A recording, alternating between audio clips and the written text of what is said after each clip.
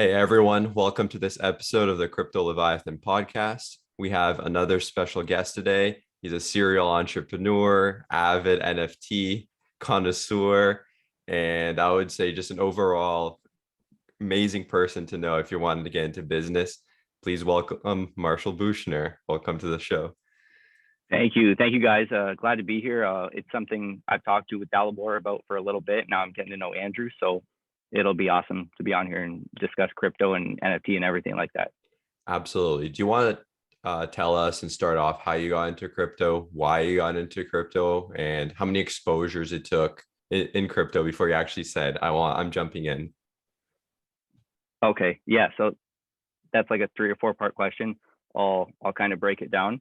So with some context, like I'm the type of person where I don't spend too much time thinking or contemplating before I get into things. That might be good or bad depending on how you look at it. Crypto specifically, in like late 2016, early 2017, I heard a Mark Cuban interview.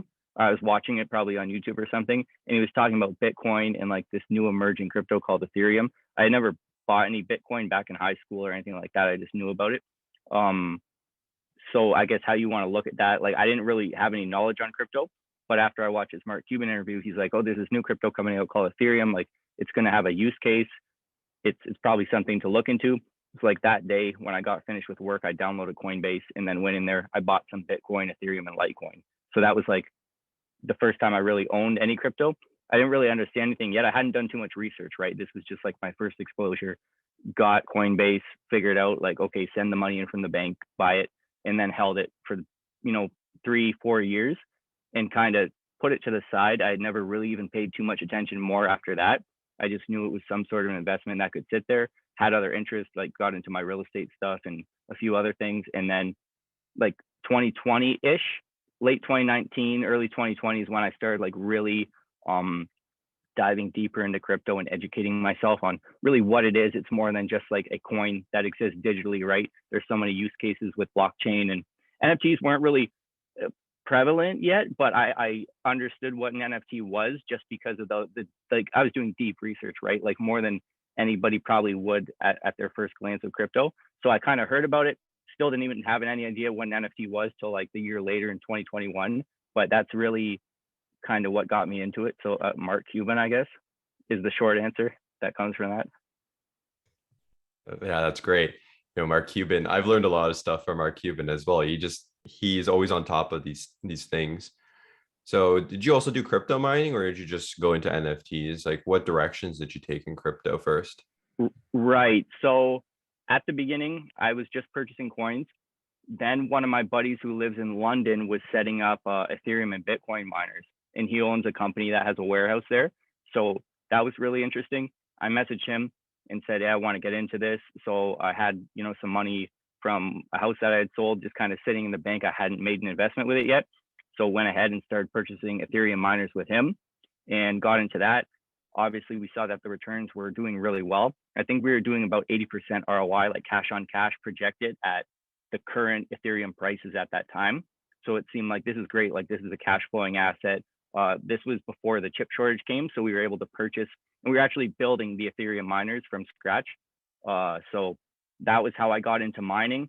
And then from there, it actually expanded because we were like blowing the breakers at his warehouse. We had too many machines hooked up, right? So there was the main panel. It kind of crashed, and he had a full business running. Like this was just a side thing going. So it crashed that, had to install a pony panel, which is like the smaller one for more power essentially. Had that, and it was still like blowing the breaker. So what we did now is we pivoted. We've set up a storage container that's actually on somebody's like land that we're just renting right now. We've contracted Hydro One and electrical engineers to come out, service this whole thing, and basically like building it out and fitting it for a Bitcoin mining farm. That's fantastic. And so obviously you've had challenges, managing electricity and with Ethereum and Bitcoin miners.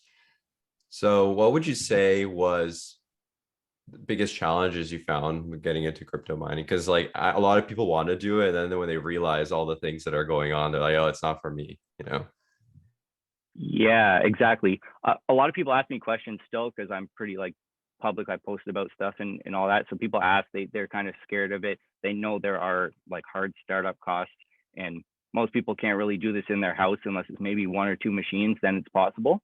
So for me, like I got lucky. There were really no huge challenges for me because I already had somebody, Danny, he's my partner in this. He was already like on the sidelines doing it, and I just kind of like jumped in with him, and he showed me really what to do. He's got a guy that was building the machines for him, so he would source the parts, we'd build them from there, set them up to go.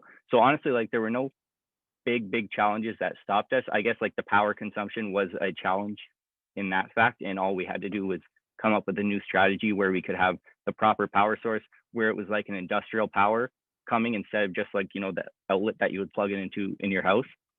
So I mean that was a bit of a challenge, but other than that, we just the chip shortage was a challenge too. But we also wanted to pivot from the Ethereum mining machines and purchase like ready-made Bitcoin miners from reputable companies. So that was another pivot, I guess. Um, Nothing too crazy. It was relatively easy to get into this actually.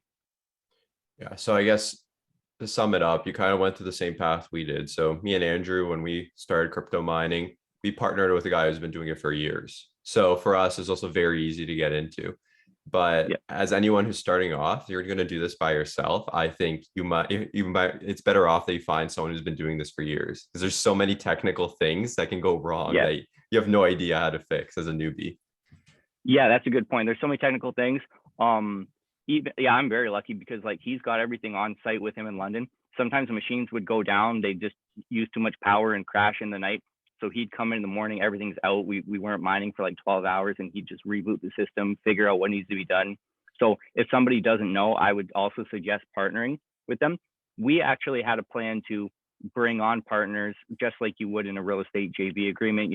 They'd fund 50-50 of the deal or 100% of the deal. And I've done that. We brought on a few partners. Just the scalability wasn't quite there, and we were running into the power issue at this time, so we didn't have the new place set up yet. So we were thinking of bringing on partners, people who wanted to get into this, and it kind of stopped with just a couple for now because of that. But also, it depends what kind of mining you want to get into, right? Like obviously, Bitcoin mining would probably be number one, I'd say. Then Ethereum mining, depending on how, if and when this ETH 2.0 upgrade happens as it's supposed to every year. So we'll see about that. But the easy startup way, if it's in your home, is obviously like these helium miners, right? That it's kind of the craze. It's a cheap miner you can set up. It's really just Wi-Fi and plug and play kind of thing. You set up on your app and it mines. I've got one in my house.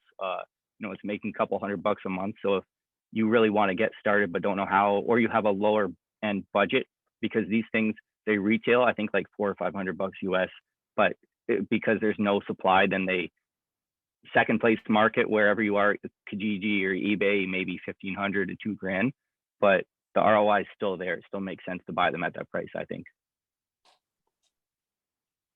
Yeah, absolutely. I think there's many different things to mine, like you said, helium's one way of mining. There's GPU mining, there's hard drive mining, there's CPU mining. And we talked all about this. It depends what your strategy is, right? For some Mm-hmm. people, they just mine and then you take the Ethereum out and then you stake it, or you do stuff like that. So there's so many opportunities here where I think people just look at mining through cash flow. That's not necessarily, that's one aspect. You're trying to build a business. But if you're like doing it personally, you could take that Ethereum and invest into other coins. Or if you, obviously I don't advise this for anyone, but if you don't want the government to know you have this asset, you could also mine and they have no idea that you own this. So I don't advise that to anyone, but that is also possible. Yeah, I mean, like there's nothing stopping you from setting up a ledger to your mining machines and then calling it a day, right? That's up to you personally, each person what they want to do. Also, yeah, you made a good point there. So mining is obviously a cash flowing business. It just like any business, it's what do you do with that cash flow? So do you reinvest those profits? Do you live off them, pay bills with them, whatever? My partner Danny, he's big into DeFi space as well.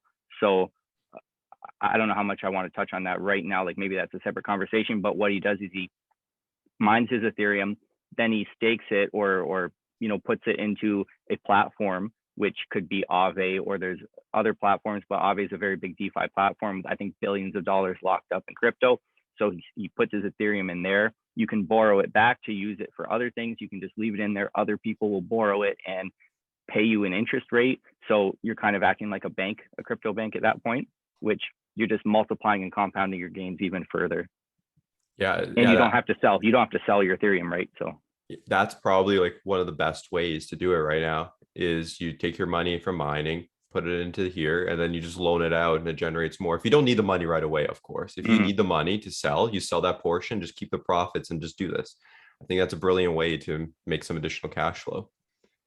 Yeah, exactly. Good point. And also it depends on everyone's situation. If you have made, say, a $10,000 investment into an Ethereum or a Bitcoin mining machine, and you want to receive your cash flow and cash in that payments to USDT or cash, it doesn't matter, until you reach 100% ROI, $10,000, you know you've paid for your machine, and everything else after that is just like pure profit, right? You don't even have to work. I mean, personally, I don't, because I believe in crypto for the long term. Probably most people mining are, so it makes sense to keep your money in crypto. But if for whatever reason you need that cash back, then it could make sense, right, to cash it out until you're 100% positive, and then you can go from there. So lots of different strategies, I'd say. Yeah, absolutely. And I just think you've mentioned ETH 2.0. You know, I speculate it won't happen this year, but who knows? It could happen. But even if it does happen, there's going to be other coins to mine. So even if you have GPUs, don't worry about it. There will be other things you'll may generate less profitability. But if you're not worried about that, you can do what you're suggesting, just convert it and start loaning it out. You're still going to generate good ROI. Yeah, I think Vitalik had a conference in Denver just the other day about ETH 2.0. So they think the same. They seem to think like it's going to happen. Yeah, I mean, if anyone can make it happen, it's those guys. It's some of the smartest people working on these projects. So it's possible, just based on the track record of it not happening for the past couple of years. But who knows? Maybe it does happen this year. Maybe it doesn't.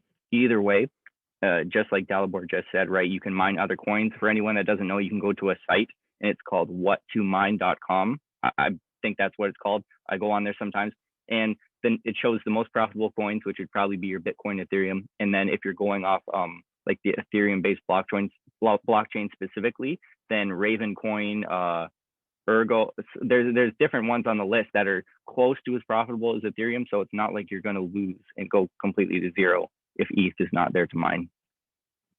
So I'm not worried either way, just like you said. Like, it's cool. Yeah, like I think a lot of what's going to happen though, if ETH does go 2.0, a lot of people are going to panic sell because they only think they can mine Ethereum.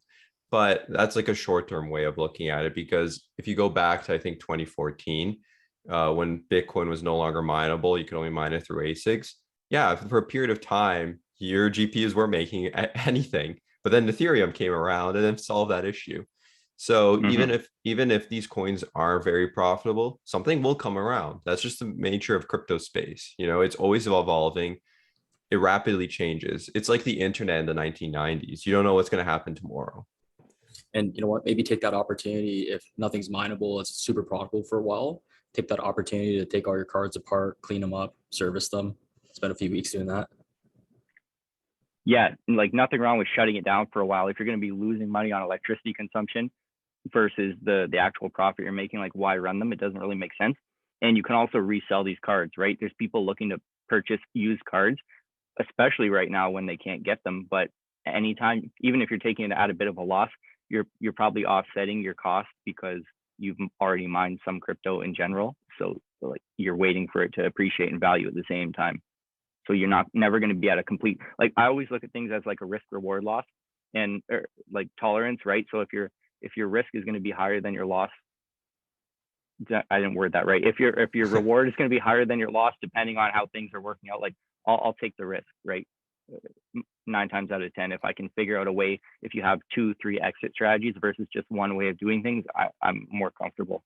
Well, yeah, let me just give a worst case scenario. So let's say you buy a 3090 for $3,000, you mine it for 6 months, you make $1,000 back, right? Let's say, and then you can't mine anymore. Well, you could probably sell a used 3090 in the current market for like $2,500, probably more. So you've made net $500. So you haven't really lost anything. You still take a profit, even though you purchased a 3090. Yeah, 100%. And 5 years down the road, if you hold that Ethereum as Ethereum, what's it going to be worth at that time. So it can't be like too short-sighted. You're probably going to come out on top anyways. Yeah, well, it's like anything in life, right? If you own real estate, you're not going to sell it after a year. But if you sell after 5 to 10 years, you will for sure make a profit. Even if your cash flow is zero, you're probably going to make Yeah. a profit. So you just have to look at the long game whenever you're in crypto, investing in general. I think that's a rule of thumb, because everyone loves get rich quick schemes, but only very few people actually make money from them. Most people lose for money. That's the nature of short-term gains. Exactly. And some short-term gains are fine, and you have to take those gains when you can. Like, say if you're holding crypto long-term, but you do see swings in the market, okay, it's fine to take some gains, take it off the table, but you should still be keeping the majority of your basket like in your crypto holdings. Yeah, a good strategy. Yeah, a good strategy I've seen is, let's say you own 2 Bitcoin, it jumps to 100,000. You sell 10%. You've made some money, but you still own a large chunk of it. That's the strategy a lot of people use in the crypto space. They never sell all of it. They only sell small portions as it goes up. When it goes down, you keep buying. That's generally a strategy that works very well in crypto. Yep. And to kind of build on that and go back to like the real estate analogy, if you have a house you bought for 100 grand, goes up to 200 grand in a couple of years because of the market we've seen, why not refinance that property? You're still keeping it. You're still keeping the Bitcoin, right, in a sense.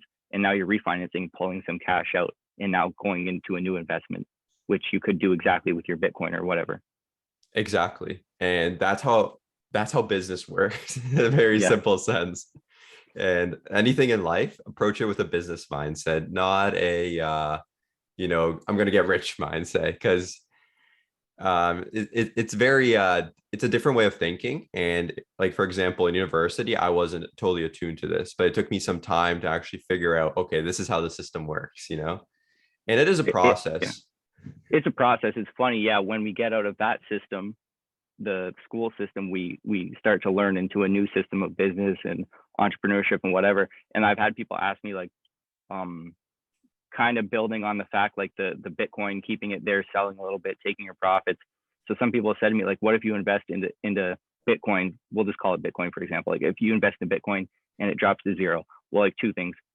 There's probably a bigger issue going on if it went completely to zero. So I don't fear that. And even if it did, like, I'm going to make more money. It's not like all the money I ever had is going into this one thing and it's now nothing, like, so you have to have an abundance mindset and not be like too scarce with your money in business. You have to obviously like be careful and protect your investments, but like, don't be scared to take the next step. Like, I think it's like guys like Grant Cardone who are owning billions of dollars in real estate. They didn't get there by buying one house, being scared it might go to zero, so holding it for 20 years, right? They're continuing to multiply their money or creating new investments, taking on partnerships, whatever they have to do. Absolutely. And I think I'll give a perfect example here. So when I bought my first real estate property, my parents were like, well, what if they don't pay? What if they don't do this? Well, you know what? That's the risk of doing business, unfortunately. However, you can take precautions. There's rental insurance, there's credit checks, there's background checks. And frankly, don't rent it out if you don't like the person. It's better to have a vacant property than a crappy tenant. So there's just basic precautions you have to take, right? If you're not comfortable with the decision, don't do it. And another rule of thumb is don't invest what you can't afford to lose. So if your expenses every month are like 5 grand and you only have 2 grand in your bank account, you can't invest, period. So the first thing is build that nest egg, save like 20 to 30 grand in your account. And then you can start investing your money, because you know that even if I lose it, I can still pay the bills. That's where you want to get to. So I tell people this every day who message me, about talking to business. I'm like, don't start a business until you can save money, and don't quit your job, because you're going to be able to use that money that you're making from your job to start, developing a business on the side. Yep. Yeah, exactly. That's a great point. Like, I think a lot of people get too caught up in starting a business and just kind of like cutting out their old lifestyle. They're going to see $100,000 coming through in cash flow per month. And obviously that's not how it works for most businesses. We just know that. And that's fine. Like, keep your job, start working. That's how I started, right? All my crypto investments that I started in 2017 were from income I was making at my job, right? First house I bought, down payment I saved from my job. So it's like, you need the job in a certain sense to leverage that paycheck every single month, unless for some reason you don't, somebody's giving you money or whatever. But most people, right, you're going to be working saving money, investing it, stock market, real estate, crypto, doesn't matter. Then once the snowball effect has happened where you've been able to refinance your way or JV your way to 10 properties, or your Bitcoin went from $100 10 years ago to $10 million now. Okay, you don't need to work anymore, right?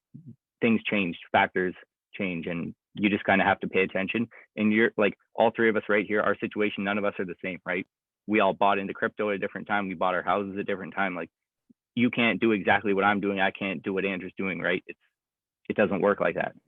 Yeah, and just to build off your point, you can't compare yourself to other people. Everyone's situation is different, and don't look at it as, jealousy towards people who are more successful than you. I think the important thing is, how can I learn from them? How can I actually contribute to them so they can teach me? Because a lot of people, they come to someone like you and then they're like, oh, I want to pick your brain, I want to know what you're doing. But if they're just helpful and useful to you, then they learn this stuff way quicker. So I think that's the approach you should take if you want to get into entrepreneurship. Yeah, 100%. Before I say something, does Andrew have any point to add to that?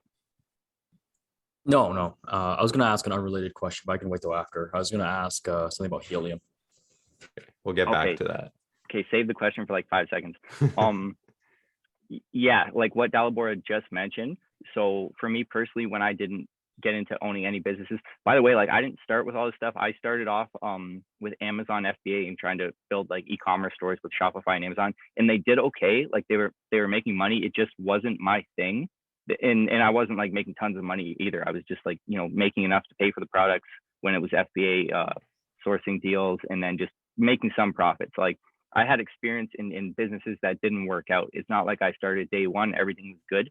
It didn't go that way. And so what I did was, guys that I was looking up to on Instagram or Facebook that were local or even farther away, like guys with millions of followers, I just send them a DM and be like, hey, like my name's Marshall. This is what I'm trying to get into. These are the skills that I have. Like I've done some Facebook advertising, marketing. If you need any help, just let me know. And like, by the way, how did you do this? I like kind of insert one question in there, right? And like someone who gets 100 DMs a day of do this for me, promote my business, like give me a job. Like they're more inclined to answer the guy who just provided some sort of free value versus the one who's just like take every time. This is like the best advice you can get if you want to get into entrepreneurship right here. So definitely, if you want to do this, listen to this. Yeah. I mean, and now I experience it. I'm not saying I'm at like the top level or elite or anything as an entrepreneur, but I have people that are messaging me every day that the same few names come up and they're just always asking. I'm like, I might need something from you one day. Like, what do you have to offer me? And it's not like I'm trying to take something, but it's like, don't be the guy who's always taking and fishing for information. Or people will message me and be like, oh, let's go grab a coffee. And that's cool. But it's like, my time is so limited and I'm actually running real businesses. I can't just meet up with 300 different people to have coffees because they want to learn something from me, right? It's not, if I could, I would, but it doesn't work that way. And people need to be self-aware and realize that, like, if you don't have a value proposition, you probably shouldn't be messaging people every day and trying to take from them. Yeah, but like it could be very simple. You don't need to have a crazy skill. Like, for example, I'm pretty sure you're a car guy because I know I've seen a McLaren on your Instagram page. Right. A simple thing could be a guy with a camera going around. Let me take some cool pictures of you. That's an easy way to introduce yourself, right? And it's not confrontational. If they ask for tips, you're going to give them out because they just did a service for you. So it's you can do simple things like that, even if you have no skills, like, some people say, I believe everyone has a skill, but you can do small things like that. They go a long way. Yeah, perfect. And before we get into Andrew's question, I'll just kind of insert one more point there. So yeah, even if you think you don't have a hard skill, you aren't a photographer who wants to come and take some pictures or do whatever, maybe you saw a YouTube video that you think that I would like because it's crypto related or NFT related. Why don't you send me that link and say, hey, this is something cool. Watch it. I think it's like right up your alley. By the way, like when you start NFTs, this, right? And I'm probably going to answer the guy who just sent me a cool video that I want to watch versus whoever that's sending 10 messages asking for me to give them a job or buy a house with them or something, right? Absolutely. And yeah, I think that's some really good advice because there's so many people who are trying to be, maybe this isn't the best word, but it's they're trying to be parasitic versus symbiotic. And I think anytime where you have a healthy business relationship, it should be a little bit of give and take, you know? You were saying before that you, like Dalibor and I, started off working and a lot of your initial investments came from employment income. How long has it been since you've stopped working a traditional job?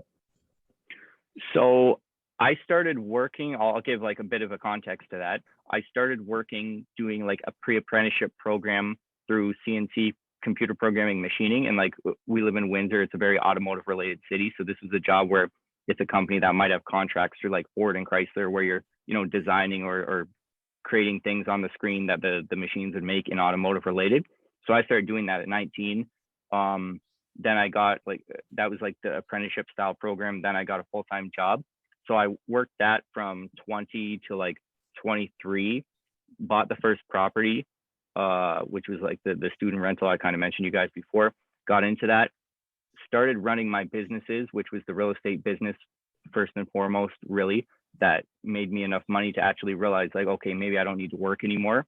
I had the other businesses that they made a little bit of side money, but nothing crazy, right? So now we're in a real estate market where you could make easily 100K, 200K per year as a side gig, right? Like I was working my job all day and then I'd go, work on these houses and find rentals at night. So it was about a year into owning real estate where I said, okay, maybe I don't need to work full time anymore. And then from that point, I like spoke to the company I was working at and just said like, this other business that I'm doing is taking up so much of my time, and like, not to put it this way, but quite frankly, it's like I can 10x my yearly income working here by running these businesses. So I might need to kind of pivot right now and figure out what's good for me. And then at that point, so this is kind of getting into a longer answer, but I had my own properties here. And the company that I'd started with a couple of buddies that were doing like real estate wholesaling, and we planned to flip properties. We had partnered on a deal that was in London. So this London deal was going on. I didn't know exactly like what our play was going to be. So I thought, oh, maybe I'm going to be like, figuring things out, going back and forth a little bit. So I like kind of trimmed it down to working 3 days a week and then part-time ish, right? So I was still giving them some hours because we worked at like a smaller company and they didn't have anyone to replace me. So I didn't want to just like cut it off. And frankly, that probably wouldn't be smart because you never know what's going to happen with your businesses, right? Until you're 100% sure. So up until this point, like I've still been giving them some hours. I'm not like completely even done with work, like, right? So not that I necessarily need to work the job anymore. I just haven't completely like cut it off. That'll probably be soon. I can feel it's coming, just how busy I'm getting with all these other projects now. And nothing wrong with working like a normal 9-to-5 job. But once you put yourself into a position that I have where it just makes more sense to do my own thing and kind of call my own shots and figure it out for myself, and the freedom that comes with it. Like I now have real estate and stuff that I'm setting up in the US and Texas. Like I might need to be traveling. You can't be restricted to just having to ask for a couple of weeks vacation per year for situations like that. Like that's not the only reason, but that kind of ties into it. So yeah, to like answer the full question, I haven't actually just completely stopped working yet. See, none of us here either have. Yeah.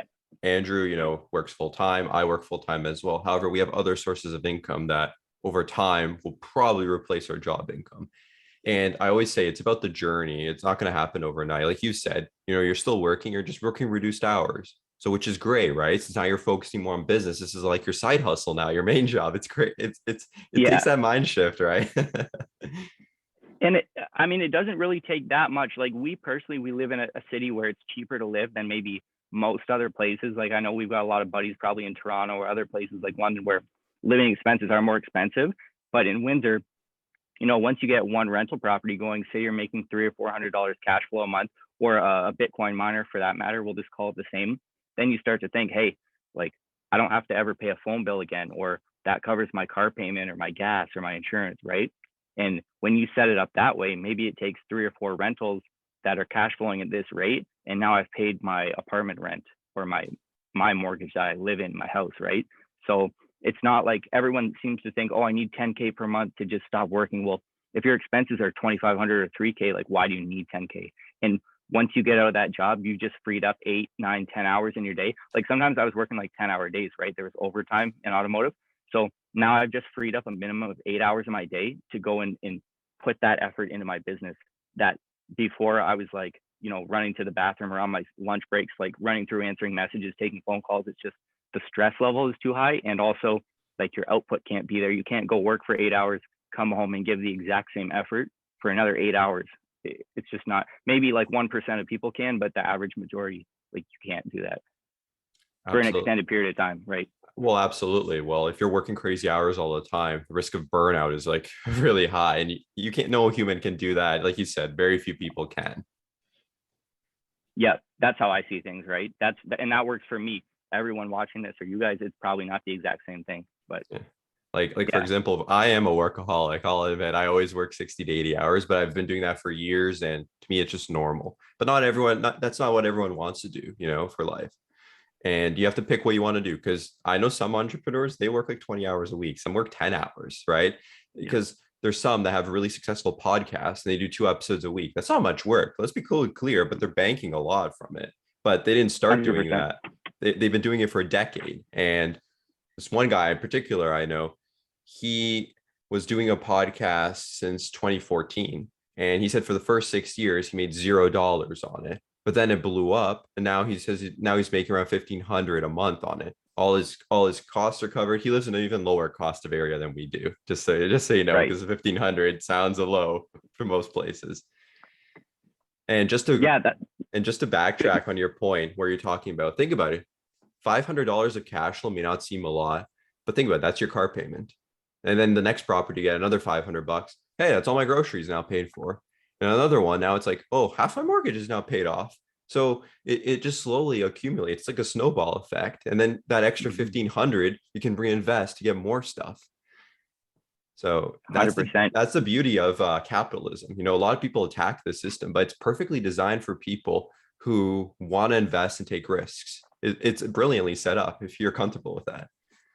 Yeah. And I mean, we're kind of on here talking about like quitting your job and getting an entrepreneurship. And there's no reason why someone who's still working their job and likes their job can't go buy some rental properties on the side or can't invest in crypto. Like it's inclusive for everybody, no matter what your goals are. Me personally, I just didn't want to be tied down to a job. One of my kind of like mentors or people that I know from a real estate group, he refers to your job as a minimum security prison, which means you have to clock in and clock out at their hours every day. You get to go home and like live your life and see entertainment and stuff, but you're there. And like, just the way I want to live. Our lives are pretty short, in general, for the most part. No matter how long you live, it's like a short life, right? So it's like, I just want to enjoy and do more things and have the freedom to do what I want when I want, which is kind of what got me into entrepreneurship. But not everyone's like that. They might love their job and being there and being with their work colleagues or traveling for work or helping people, depending on what they want to do. And like, there's no issue with that either. We're all different. Absolutely. And I would also say it depends what industry you work in. Since I know you worked in automotive, they're very tight on, certain times.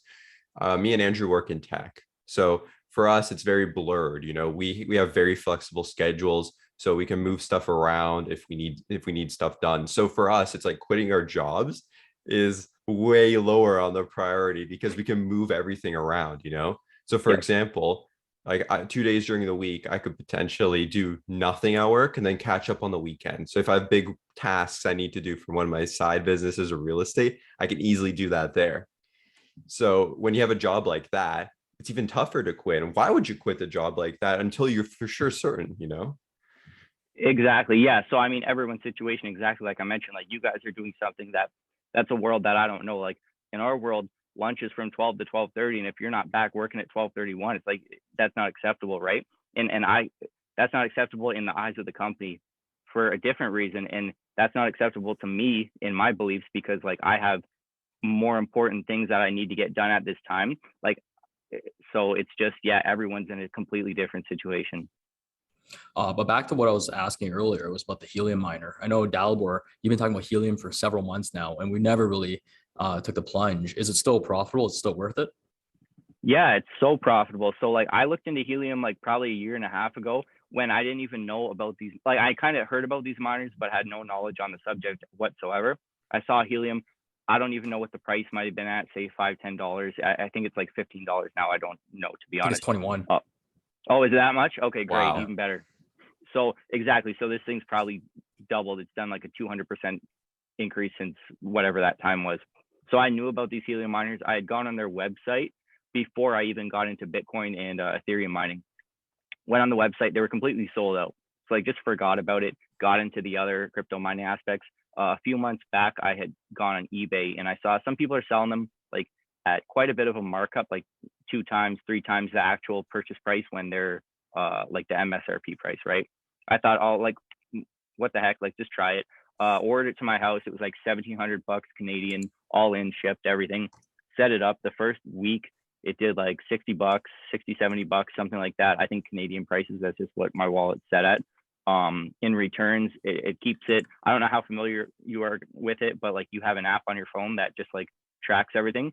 So it's working pretty well. Like the first month, I think it did about $225 profit on your $1,700 investment. Let me just do the math real quick so I can see what that is in a month, right? 225 divided by our 1,700. That's like a 9 to 8 month a return on your investment. That's great. Yeah, that's 13% in 1 month. Tell me a bank that's giving you 13% in a month, and I'll put all my money in it. And not just So that, think about the inflation rate too, right? So even if you get 5% at a bank, it's 0 right now. So It's almost nothing. Yeah. And also here you're getting a cash on cash return of 13%. Plus, look at Helium increased by 200%. What in another 1, 2, 3 years is it going to do? Like, this is not money I'm probably going to take out. I'll just let it compound in there. And like, I was so impressed with it the first month. This may not happen every month. And depending on what your area you're in, you can look at the map and see how profitable the miner will be. But I ordered another one. And since they have to be about 300 meters apart for the signal to work correctly, I can't set another one up in my house. So I literally like shipped it to my buddy and I was like, run it in your house. I'll give you 25% and just we'll make some money on it. So do they have to have like a direct overlap with another miner for this to work? Because it's a network, right? It is a network. So it's a network. Everything is running through your own Wi-Fi signal, but they interact with each other, right? So if you've probably gone on the website, you can see they look like honeycombs and it's like all over the world, right? And in my honeycomb or my pocket, maybe there's 4 different people with machines. Apparently they work at like optimum levels 300 meters apart, probably just so the signals don't cross. I don't exactly know like the mechanics of it. I won't lie and say that I do. I'm just assuming that the wires would get crossed, right? Just like if you pick up a phone, you know, you hear the other guy on the other line sometimes with the old phones. I'm thinking it's the same kind of thing, right? I don't know. But I see in my area that I have 4 people running Helium miners, including me. And the average monthly return was looking about $180, $200. I looked at my buddy's place and it's slightly less. It's like 120 to 150. But it's like, I mean, why not do it, right? I think it's still a great idea, especially for someone who has a lower budget to get started. Do you know what the reason why the miner at your buddy's house is less profitable than yours? Is it because there's too many in his area or too few? Too few, I believe, because he only has 2 people in his block, whereas I have 4. So that's what I'm seeing. And I think they work better when there's more people on the network. You just can't be physically too close to each other. That's how I've understood it. You know, it'd be very interesting if you go into a lot of rental properties, put them in each rental property. That's an extra $200 of cash flow potentially. You know what? Me and my partner were talking about that. We said every Airbnb we set up, let's just set one of those in the window and let that thing run.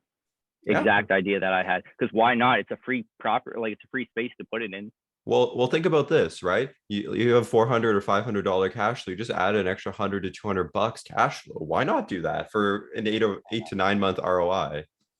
Yeah, why not do it? I don't see any reason why. I mean, who knows what the future holds? You're obviously taking some sort of a risk in anything. I'm comfortable with the risks. Like, why not? It's a pretty low barrier to entry investment. And if I set these things up and they make me back my money in 1 year and next year they're not profitable, I don't really care. At least I broke even and it was an experience. And I can tell people next time we're on the podcast, don't buy them. They don't work. But for now, they're working. So go buy one. How hard are they to get? Are they still all sold out everywhere? eBay, there's quite an abundance of them. They're hard to get at like manufacturer price, but people are reselling them for like pretty fair prices. Maybe somebody bought them in bulk, like 10 or 20 at a time. They're going to make 500 a pop on each one. I don't really care. Someone else can make some money on it and then I'll make some money on it too. I'm cool with that. Absolutely. Well, like you said, if you buy 10 of them and you don't have anywhere to put them, you kind of have to sell them, right? So yep. Yeah, for sure.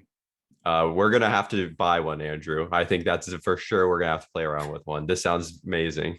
You know what we should have done or should have not done was we should have not bought those chia miners and Oh bought man. like 5 heliums. We spent like 10 grand on these. We spent 10 grand on these chia miners and made nothing. I think we made $200 to date. Hey, I've heard, we took a risk on that, Andrew, and it didn't pay Yeah. off. That's another part of business, right? Sometimes you succeed, sometimes you fail, but it didn't bankrupt our business. That's the point that yeah, we have to stress. like I've heard mixed reviews on those things. Does it matter where they are, like location wise, for how No, profitable they are? So is Chia? it just like yeah, Chia is No, just hard drive mining. stay away from chia. okay, Don't put any money in chia. okay, and they're just complete like scam. They're not working. Well, the only way it's profitable, let's say you have an old desktop computer and you have a couple of hard drives you're not using, then it makes sense to run Chia because at least you're generating maybe like 20 to 30 bucks a month. But Yeah. what we did is we bought equipment to actually do this on scale. But it turns Yep. out that the ROI doesn't justify the investment.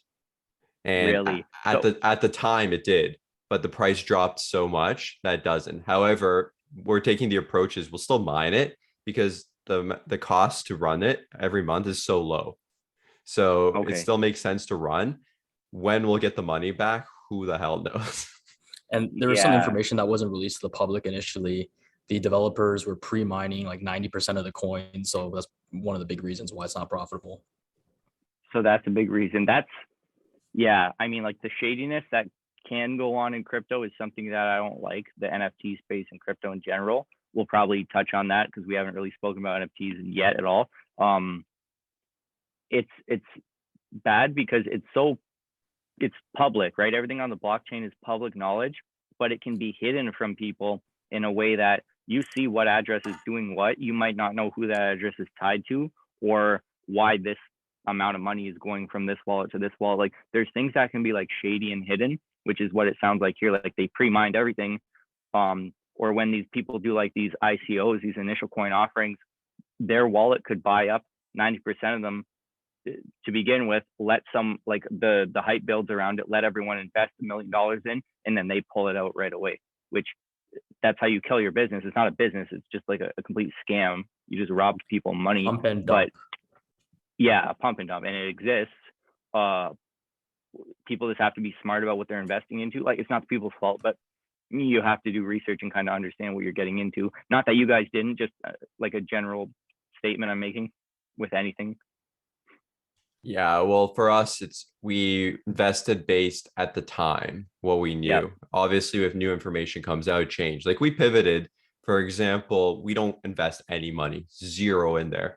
However, we had other, we're mining Ethereum, we were mining other coins like Monero and Raptorium. So we still did well because we have a setup. I won't disclose the details, but we get free electricity. So that really helps, our cash flow significantly. And that's awesome. Not our whole mining operation. I would say maybe a third, Andrew. Would you say a third or 40%? Somewhere around that range, right? Yeah, I think 40 is probably pretty accurate. Yeah. So that's another thing is if mining ever could drop so low, we will still be profitable. So it doesn't matter how low it goes. That's good. So it's like a fail safe on the back end of things. So I assume you guys don't have any machines running in your homes. They're at like a separate third party location. Or essentially, yeah, not in our personal homes, no. Okay. So you have a buddy that's got some free electricity as you're running in his house for whatever reason. Yes. Yeah. Yeah. Okay. Hey, that's a business savvy decision. If you can find deals like that, take advantage of them, Yep. Exactly. As you know, with all this equipment, no matter what, if it's in someone's living quarters, it's gonna inconvenience someone at some point. Right. The noise levels, the heat, whatever. It's not. You could probably run one machine in your garage and it's cool, but like if we're really scaling the setup to 5, 10, 20 machines, it's not going to work. We actually found a creative solution. So we put a bunch of mining rigs into a marijuana grow tent. So we funneled the air in and out, and that works really well because it doesn't cause a lot of heat in the room, and all the heat gets exhausted outside. So that's the best solution we found if you are constrained on space. But it does cause noise. The exhaust fans are quite loud. They are loud. That's pretty cool. That's a cool idea. Building on that point, I don't know where they're getting their power from, but I've seen some people setting up like solar panels in empty fields. Like they purchase land, whatever. They've got maybe a storage container on that land, or a garage or a shack or whatever. They've attached solar panels, and now they're running that, and kind of just like the system comes full circle where you're getting your energy from where you're sending it to, right? I know a lot of people are concerned with like Bitcoin mining, the power consumption, all those kinds of things.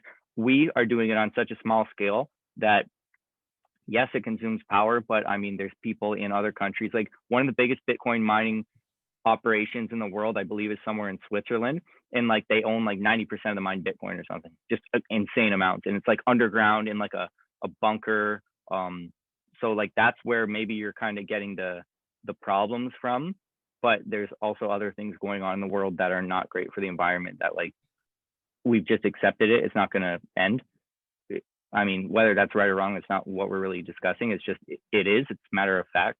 So, I mean, whether you're going to profit from mining Bitcoin and it's hurting the environment, or something else that's not great for, like, I mean, it happens, right? It's there. Well, I mean, it depends. We have to describe the threshold, right, of how we're hurting the environment. Just by being alive, we're hurting the environment in some way, right? Yeah. So there's a balancing act there. I just think a lot of people overlook what Bitcoin's done to the energy grids. The energy grids of many countries have been totally revamped and improved because of Bitcoin mining, because they demand so much power. There's so much now excess energy in certain electrical grids as a result of this. They've basically built infrastructures for electricity, a lot of these big mining companies.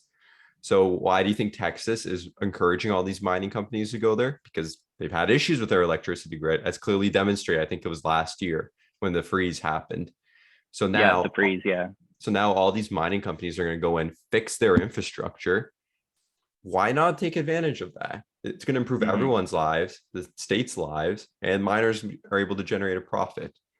The only concern I guess people have is the source of that energy, but we're all moving towards renewables. So I think that shouldn't be really a concern in the near future. Exactly. And at the end of the day, somebody can have a problem with anything. Like they could tell us that we're killing the environment with our one mining machine going, yet they're driving a car that's burning fossil fuels, right? So it's like, what? Who are you to judge at the end of the day? I mean, like I'm trying to do things the best way possible too. If I could have everything I'm doing going off of solar energy, that'd be great, because that's just like a win-win in total. You can't, or like for me, it's not maybe the most plausible thing right now. I can't really sustain that. So I'm doing what I can. And if you don't, you get left behind in a sense, right? You could put things off forever because it's not, you don't believe it's like ethically or morally right. You're not renting out your house to someone because you don't believe they should be paying a high rent. Well, that's a matter of fact. You didn't cause that. We do live in somewhat of a capitalistic society where if you're not the one who's profiting off the way the system is, then you're probably at the bottom of the system getting eaten by the sharks, right? So it just depends on how people want to look at things. Yeah, absolutely. I think one thing I've learned in life is don't complain about your problems, try to find solutions to them. Because I think that, just elaborating on your point, is if you're going to complain about the system, well, why don't you actually get ahead, take advantage of the system, then change it, right? The system's set up that way. If you have a problem with it, find a business solution for it. And the entire point of coming up with businesses and why entrepreneurship work is because we're solving a problem in the market. And I know you in the NFT space are working on this, so I'll give you we can move into that as our next discussion. So I know you have some very interesting NFT projects, and you want to share them and what you're working on. Yeah, definitely. So the NFT space for me is very cool. It ties in a lot of things that I've already liked for a long time. So I believe, is it Igor that you've had on your podcast quite a few times? Yes, we did. Yeah. And he was talking about NBA Top Shots, I believe, right? I think that's one that I'd watched. So my belief system is tied in right with his. Like when I was a kid, we were all collecting Pokemon cards, sports cards, hockey, baseball, football, basketball, whatever. It doesn't matter what sport you like. We all had cards, right? You'd love to rip open the pack, like see what you got. So now, like the NFT space has brought that into digital moments for anyone that doesn't really know. And you actually like own a highlight of your favorite player, which is almost cooler than having the card. Yeah, it's not physical in front of you, but now you can send it to your friends and like show, like, I have LeBron's dunk, or the Tom Brady touchdown or whatever, right? So it's like you could have this. Now we see like the big leagues, like the NFLs and the NBAs getting into this. Just like Igor mentioned on the podcast, I don't see why like FIFA and MLB are not going to get into this soon. It just makes sense. So I own like almost all the sports NFTs that are already out there. I have different accounts for like NFT marketplaces where it would be OpenSea or SoulSea or Rarible, where you can own like Polygon or Ethereum based NFTs. Some of them are built on Solana. I have some that are built on Avalanche blockchain. So this is a place that's so new. I'm just kind of exploring as much as I can right now. I've been collecting NFTs for the past about year and a half. And recently, with a partner of mine, he had reached out to me and wanted to, his name's Sean. He owns real estate in Canada and also in Belize. He owns properties there, like land. He owns condos there.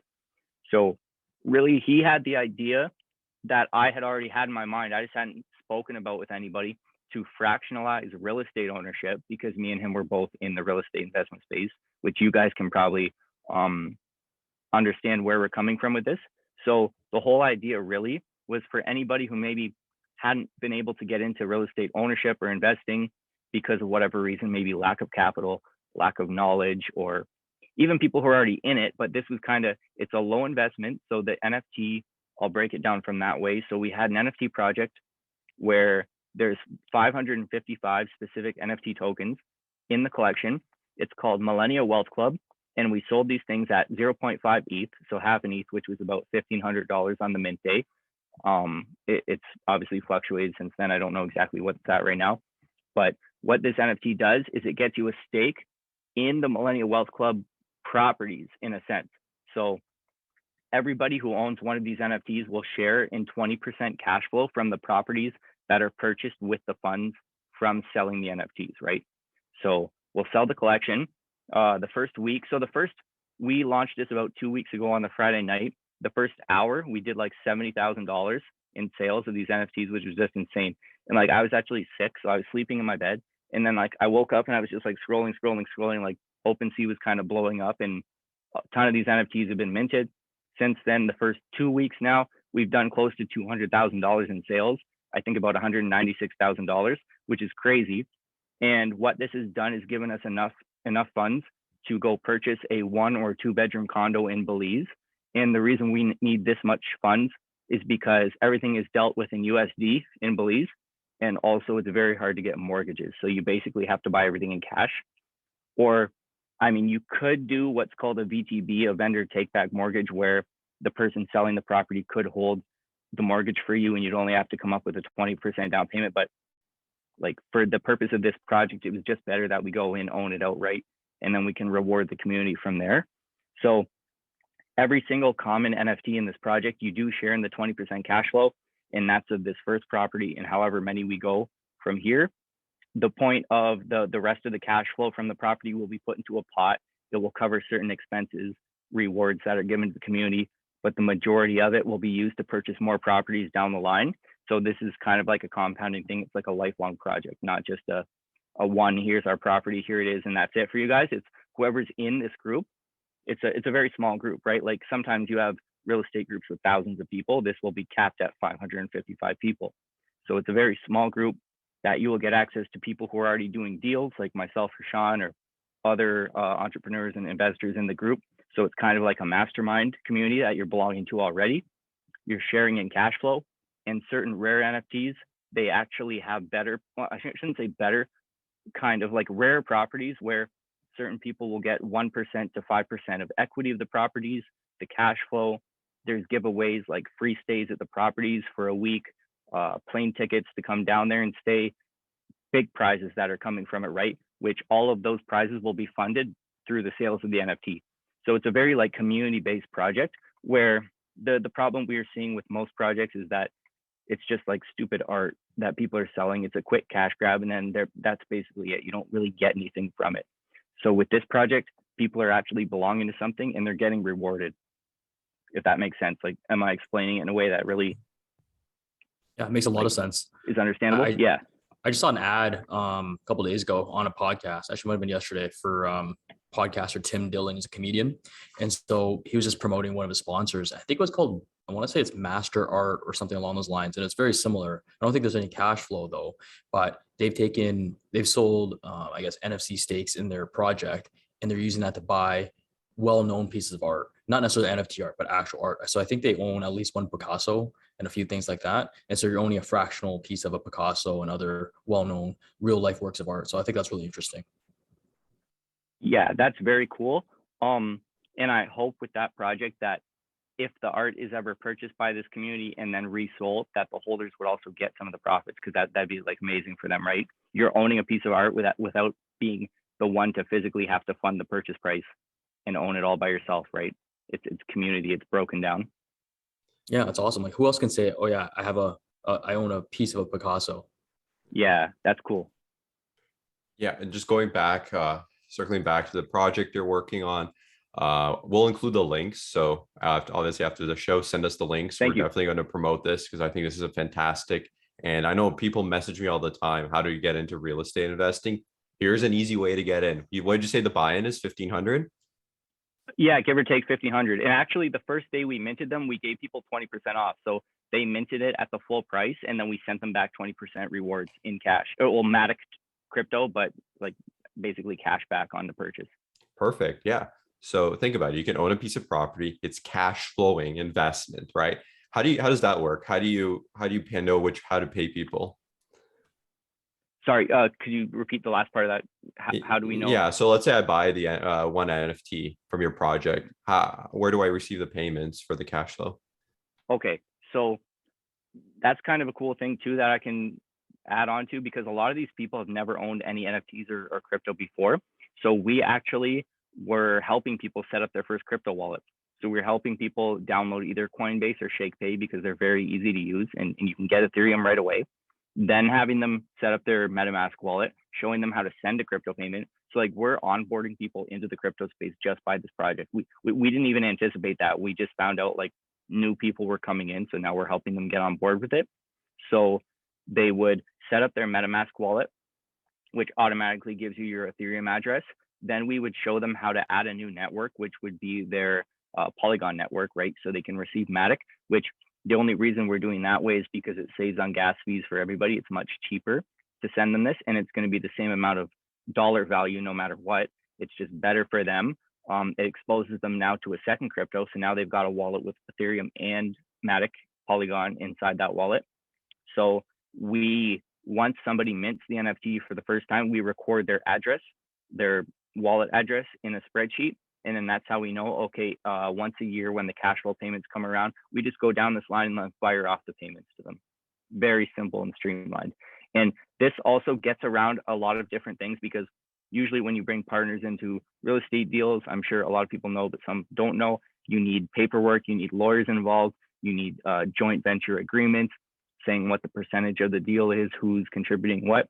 This eliminates all that on the easiest sense, where you own an NFT, as long as that thing is in your wallet, you deserve those payments and you get them year after year. Amazing. So what happens if I decide to sell? What's the process like? So let's say I own a piece of the property in Belize, and let's say I want to get out. Who do I sell to? Am I allowed to sell to anyone, or do you have control over who sells? What happens? So yeah, that's a good question, because people might want to know that.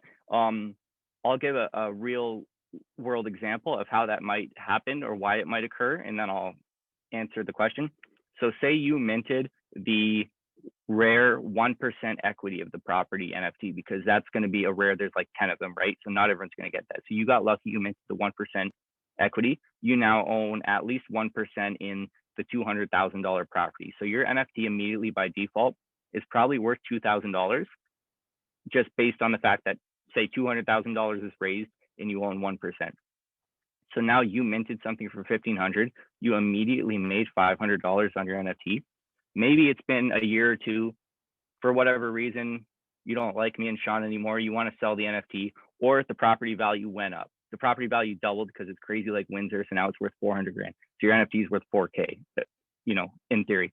So you could put this on the marketplace on OpenSea or wherever you just plan to sell your Ethereum-based NFT. Someone wants to buy it from you because they have long-term belief in the project. and you don't for whatever reason, so you're getting out. So they buy this NFT from you for 4K because they know we're going to buy 3 more properties in the next 5 years, and their 1% is going to be worth 1% of the whole portfolio, which is now 10 grand because we just went crazy and we've got $1 million of properties. So they could just make a transaction from you. We don't have anything to do with that, right? It's open. It's free to sell it on the marketplace as they wish. A new person comes in, they would just, probably contact me or one of the moderators in the group and say, hey, I've gotten in. I mean, the Discord's open for everybody. We're planning on having a private channel where only NFT holders are in, but anyone can join and kind of see what we're doing. So they would get access to either the regular Discord, which anyone can come into, or the private Discord at that point. And basically they're part of the community now. We're going to have mastermind events. We're going to have calls that are showing different deals. Sean's already sold, I think, a few Belize properties in the Discord group, or partnered with people who are new to the group on land or a couple of condos. I think they've already done. So, I mean, there's deals going on in this group already. So the value is immense. Even for the people that are in there for free that haven't bought an NFT, they have every right to come into these deals also. That's fantastic. I love the idea of like giving people more opportunities, to actually invest the money, especially at a low cost. Yeah. So let me just play devil's advocate here. What assurances do people have when they're buying these NFTs that you just won't steal, their money, like what most people say with crypto? That's what they're concerned about. Yeah. I mean, with most crypto, they should be. With this project, honestly, there's none. Me and Sean are putting our reputation on the line as business owners, entrepreneurs in the community. It's really easy to get burned in the real estate community quick, right? If we did this thing, pulled the money out, like did a rug pull on it, walked away with 200 grand, I mean, no one would ever work with us in our community again. So like, we've just burned ourselves at that point. There's really no way that you can know we're not going to do this. It's just, you have to have a good feeling about what you're investing in, right? So anytime someone does a deal with somebody, they should know, like, and trust them. Shouldn't be a random guy from the internet that you had one DM with and then you send him 10 grand wire because he's going to go, buy a property with you, right? Should be somebody you know. So a lot of these people were our local based community. That's another reason we didn't do any advertising or marketing. We spent $0 on marketing this project. It's everybody that came into it was local. Like they not local, meaning like in town specifically, but just like through our networks that we know. So it's people that already trusted us. And that's the best way to really get something off the ground with people who believe in it from like day one. And yeah, to answer that question, like there's no reason why we couldn't, but if you're investing in some other random NFT project where somebody's never showed their face either, I think that's an even bigger risk. And I guess that speaks to it. In order for you to have like a successful NFT project like this, you need to have some sort of brand power, right? People are not just going to invest in like you said, a no face NFT project. Like you're well known, you have a good network of people around you that can spread the word and like, yeah, I trust this guy. So I think that's more important in itself than, having a really cool project, is people being able to trust and connect with you directly. Mm-hmm. Yeah, 100%. Does Andrew have any question to that or any kind of double-edged sword? No, except I just looked up. I looked up the Picasso thing. This is an older article, so I'm not sure what it's worth now. But there was a bank called Signum. They were selling 4,000 NFTs for a fractional share of one actual Picasso, and I think they were selling it for $6,000 per NFT. But this is from 2021, so I'm sure it's gone up quite a bit. I would think. I don't know. Oh yeah, 100. Think about what's going on with inflation. If it's just 5% a year, that means you've made a minimum of 5%. Not really made it, but you've at least maintained the value. And right. I think that's another important point that we need to touch on, why it's important to actually invest in crypto, real estate, or whatever. Look what's going on in the economy right now. We're seeing gas go up, we're seeing food go up, all the costs are going up. So if you just keep it in a bank account, you will lose that money, because if there's 5% inflation, what does that mean? If you own $1 right now, that means your dollar is going to be worth 95 cents. I know the math isn't totally right, but that's what it means. A year from now, you're going to owe that $1 becomes 95 cents. Well, more specifically, it can buy 95 cents worth of goods. Exactly. Perfect. So projects like Marshall's Millennial Club, instead of keeping in your bank account, throw that $1,500 into a project like this. Now, even if inflation goes up to 10%, you don't really care because it will appreciate with everything else. So you're at minimum, you're not losing anything. Even if you don't gain anything, you are making something because you're preserving your wealth. You're not losing your wealth. And that's another important thing, I think, when you're investing is it becomes less about cash flow and more about net worth. So when you're buying real estate or buying crypto, it's like, even though you might not be making much cash flow, it's like, oh, but my net worth will go up by 100K.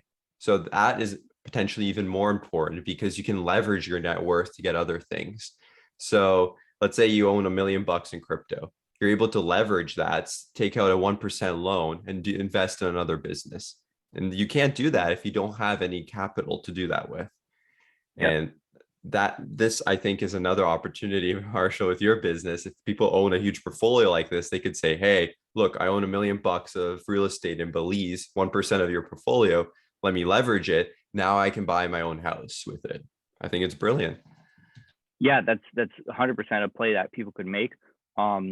Also to that point, yeah, even if you don't want to invest in a project like this NFT specifically, my project or something like that, keep some of your money in crypto. Like everyone should have some money in crypto, like keep it in Ethereum or Bitcoin at least, because I think Bitcoin is like the best performing asset like ever. It just on paper it is already, right? And it's only been around for 12, 13 years, 10, 12 years. So that says something already, right? Whether it's in your money's in real estate or crypto or stocks or rates, which are like real estate investment trusts, you don't actually have to own the property. Just like don't let it sit in cash for too long. That's what I would say. Yeah, absolutely. Are there any other projects you're considering, or is this your main focus in Millennial Wealth Club? I've got a couple things on the go. So like I can't really speak on every single thing so far because I've got a couple partners I'm working with, and like it's not completely done. But then the next NFT project, it's going to be, how can I put this? It's also going to be community based, community driven, and very rewarding for the community. So if anyone like wants to check out my Instagram, maybe we'll post a link or something. I'm going to start like hinting at that stuff.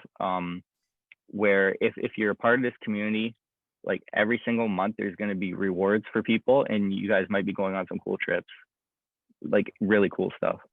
There you go. I'll definitely throw your yeah. link down there. I think that's fantastic. Sign me up. And I'm gonna buy 10 of these things, and it's my own project. Like it's very cool. This is also going to be a limited run, so we don't know if we're going to do like 500 of these, maybe 1,000, maybe 2,000, depending on really what we can kind of come up with to begin. So people getting on the ground floor are going to have something very small, very inclusive, and for a cheap price. Like we want to list these things for like a couple $100. It's going to be a very cheap price, and the rewards that you can get from being in here are going to be a 10x value, easy. Like no questions asked. It's going to be a 10x value. So just to kind of put that into a quick example, if you're buying this thing for $200, every single month you might be getting like $2,000 worth of something. There you go. So yeah. And if you think about it, it's only $200. And if you lose it all, you only lost $200. But if you gain, you potentially have $2,000. I think it's a no-brainer, So what you do is you buy Helium Miner, mine for a month, and then take the profits and buy this NFT. Exactly. And then you've already invested in something that's going to make you money no matter what. And that extra $200, it can be gone, and you're not going to miss it, right? You're still making it every month. Why would you care? You're still making it. Yeah, you're not. Yeah, it's never gone. It's like it's just another $200 to you at that point. Yeah. So like, yeah, this project is going to be very cool. I don't want to. So like the Millennial Wealth Club is more so of Sean Ria, who he's another entrepreneur who came up with this idea more so because he's the one who's Belize based with the real estate and everything.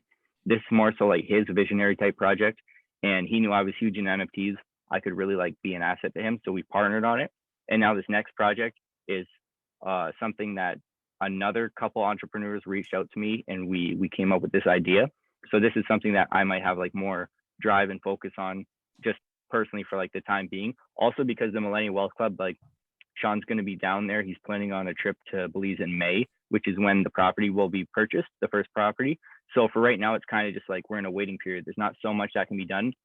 People are still minting these NFTs. It's still trickling in, which is great. and the more appreciation that Ethereum gains over that time just means we have more purchasing power to buy an even better, more expensive property, which obviously that's better for many reasons, more appreciation, more cash flow, just better overall. So this second project now, I'm probably going to focus quite a bit of time on. I will focus quite a bit of time on. And we're trying to make it something like first to market. Like, I don't think anyone's done anything exactly like this before, which is the same with the real estate project. I don't think anyone's fractionalized real estate exactly like we've done it. We might be the first people to do that, so that's pretty cool. And now I also want to be first to market with this next thing. It'll like more will come out about it in short time. It's very cool. I just don't want to give everything away right now. No, it's more reason for us to bring you back. Of course. Yeah.